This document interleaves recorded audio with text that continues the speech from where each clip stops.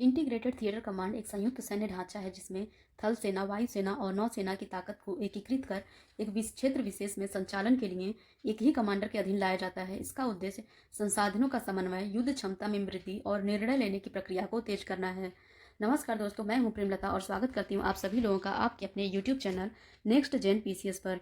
आज के daily current affair के एक और महत्वपूर्ण टॉपिक को मैं लेकर आई हूं और वो है इंटीग्रेटेड थिएटर कमांड।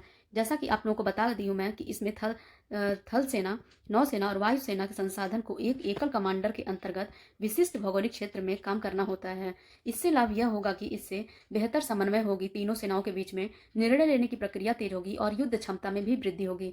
जैसा कि आप सभी लोगों को पता होगा कि जब भी कोई बाहरी युद्ध की स्थिति उत्पन्न हो जाती है तो हमारी जो सैन्य क्षमता है, जो कि आर्मी, नेवी या आईएएफ है, ये तीनों अलग अलग निर्णय लेते रहे हैं, जिसकी वजह से इन तीनों का आपस में समन्वय नहीं हो पाता है और निर्णय लेने की प्रक्रिया भी काफ़ी जटिल हो जाती है। इससे हमारी युद्ध क्षमता पे भी असर पड़ती है और इसी का लाभ उठाकर सामने वाला हमारा जो दुश्मन है वो हम पे हावी होने लगता है। अतः जब तीनों एक ही कमांडर के अधीन आ जाएंगे तो निर्णय लेने की प्रक्रिया काफ़ी तेज होगी, जिससे हमारी युद्ध क्षमता और भी प्रभावशाली हो जाएगी। इससे नई युद्ध क्षमताएं जैसे साइबर और अंतरिक्ष युद्ध भी इस प्रणाली में शामिल की जा सकती हैं। इसकी अगर प्रमुख सिफारिशों की बात करें कि इन इंटीग्रेटेड थिएटर कमांड की सिफारिश कौन किया था, तो इसमें मुख्य रूप से दो समितियां हैं जिन्होंने इस कमांड की सिफारिश की थी। पहला कारगिल समीक्षा समिति जो कि 1999 में आई थी और दूसरी सेकटकर समिति जो कि 2016 में आई थी। अक्सर एग्जाम में इन समितियों का नाम देकर आपसे पूछ सकता है कि इंटीग्रेटेड थिएटर कमांड कौन सी समितियां जुड़ी हुई हैं, तो आपको ये बताना होगा। कारगिल समीक्षा समिति जो थी वो चीफ ऑफ डिफेंस स्टाफ की नियुक्ति के लिए सिफारिश की थी ताकि थल, वायु और नौसेना के संयुक्त संचालन में सुधार हो सके। आपको पता होगा कि सीडीएस की हमारे देश में स्थापना हो चुकी है। हमारे देश में सीडीएस जैसी संस्था स्थित है। आप सभी लोगों को पता होना चाहिए कि हमारे जो पहले सीडीएस थे वो कौन थे। बिपिन रावत थे, जबकि वर्तमान में हमारे सीडीएस कौन हैं? जनरल अनिल चौहान हैं। कौन है? जनरल अनिल चौहान। सेकटकर समिति जो थी उन्होंने यह सुझाव दिया कि 3 थिएटर कमांड जो कि पश्चिमी, उत्तरी और दक्षिणी हो, उन्हें बनाने की सिफारिश की थी। इससे क्या होगा? तीनों सेनाओं के बीच में समन्वय बढ़ेगा और संसाधनों का सही उपयोग हो सकेगा। प्रस्तावित थिएटर कमांड जो कि सेकटकर समिति ने सुझाव दिए थे वो मुख्य रूप से जयपुर में, लखनऊ में और तीसरा तिरुवनंतपुरम में प्रस्तावित किया गया है। जयपुर जो है वो पाकिस्तान से होने वाले खतरों को, लखनऊ है चीन से आने वाले खतरों को, जबकि तिरुवनंतपुरम हिंद महासागर में उत्पन्न खतरों से भारत की रक्षा करेगा। थिएटराइजेशन की दिशा में जो प्रगति हुई है उसमें सबसे पहले हम देखते हैं सीडीएस की नियुक्ति और डिपार्टमेंट ऑफ मिलिट्री अफेयर्स का भी गठन किया गया है।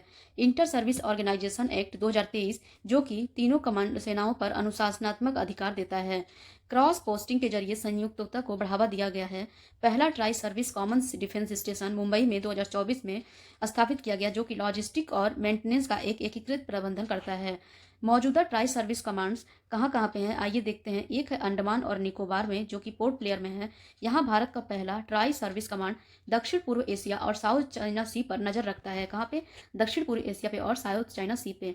और दूसरा है स्ट्रेटेजिक फोर्सेस कमांड जो कि दिल्ली में है। यह भारत की परमाणु क्षमता पे नियंत्रण बनाए अपना रखता है। अगर हम इंटीग्रेटेड थिएटर कमांड के सामने चुनौतियों की बात करें तो हम देखते हैं कि संयुक्त सिद्धांत की कमी है। तीनों सेनाओं की रणनीतिक प्राथमिकताएं और संस्कृति अलग अलग होती है। आर्मी हो या फिर नेवी या फिर आईएएफ, इन तीनों की अपनी अपनी प्राथमिकताएं होती हैं, जिनकी वजह से इनका समन्वय कर पाना काफ़ी जटिल प्रक्रिया सिद्ध हो रहा है। वायुसेना को लगता है कि इससे उसका ऑपरेशन कंट्रोल कमजोर हो जाएगा, क्योंकि उसे भी एक कमांड के अंडर में रह के काम करना पड़ेगा, तो इसे लग रहा है कि ये अपना डिसीजन मेकिंग स्ट्रांग तरीके से नहीं ले पाएगा। दूसरा, संसाधन असमानता। आईएएफ के पास 31 स्क्वाड्रन है, जबकि जरूरत उसको 42 स्क्वाड्रन की है। नौसेना के पास सीमित बजट है। थल सेना को सबसे अधिक बजट और जनशक्ति मिलने के कारण संतुलन बिगड़ सकता है। इसके सामने अन्य चुनौतियों में बात करें तो हम सैन्य शिक्षा में बदलाव की कमी है।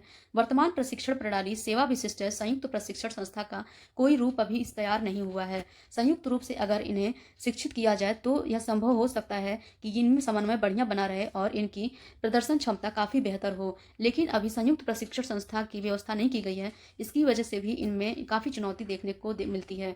करियर और पदानुक्रम संबंधी समस्याएं भी उत्पन्न हुई हैं। एकीकृत ढांचे में अफसरों की रैंक, प्रमोशन और कमांड को लेकर लेकर काफ़ी भ्रम की स्थिति हुई है, क्योंकि अभी भी इसको लेकर कोई स्पष्टीकरण नहीं किया गया है। पुरानी सैन्य प्रणाली और उपकरण को देखें तो MiG-21 जैसे पुराने विमान अब भी काम में लिए जा रहे हैं।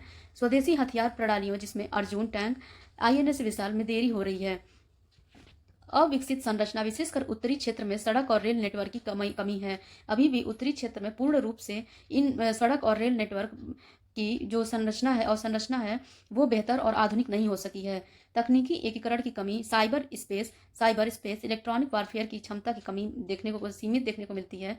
ISR, इंटेलिजेंस, सर्वेलेंस और रिकॉनेसेंस सिस्टम चीन की तुलना में काफ़ी कमजोर हैं। दो मोर्चों का खतरा, भारत को चीन और पाकिस्तान दोनों से एक साथ युद्ध की संभावना को देखते हुए तैयार रहना होगा। अतः भारत को चाहिए कि इन सभी चुनौतियों को ध्यान में रखे और इसके अनुसार अगला कदम अपना बढ़ाए। इससे हमारी प्रदर्शन क्षमता में काफ़ी सुधार होने की संभावना बढ़ सकती है। आज के लिए ये टॉपिक यहीं पे समाप्त करते हैं। तब तक के लिए धन्यवाद। जय हिंद।